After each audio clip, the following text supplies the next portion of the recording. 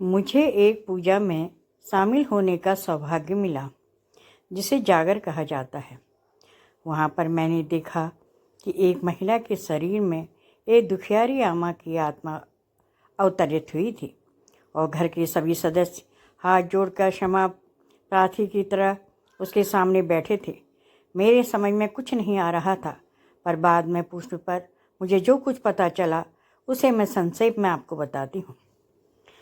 कहते हैं कि कई पुस्त पहले इनके ही परिवार की किसी महिला के साथ बहुत अत्याचार हुआ था।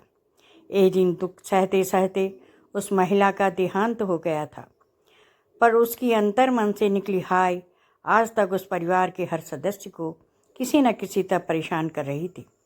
हालांकि महिला को परेशान करने में इनका कोई हाथ नहीं था, फिर भी आमा की आत्मा इनको परेशान कर रही थी। इसलिए इन्होंने आमा की आत्मा की शांति के लिए जागर रखी थी। यह कोई काल्पनिक कहानी नहीं है, 100% सत्य घटना है। इसके बावजूद ही क्या औरतों के साथ जुल्म होने बंद हो गए? नहीं ना, अभी भी महिलाओं के साथ अन्याय होता रहता है।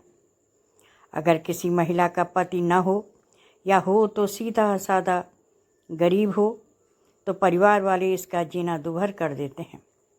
बात बात पर ताने देना, उसका तिरस्कार करना अपनी शान समझते हैं। मज़ेदार बात तो यह है कि उसके दहेज के सामान में अपना अधिकार समझकर उसे बाहर का रास्ता दिखा देते हैं। ऐसी स्थिति में उस महिला के आंखों से जो अश्रुधारा बहेंगे, उस आंसू का एक बूंद भी किसी के जीवन में महाप्रलय ला सकता है।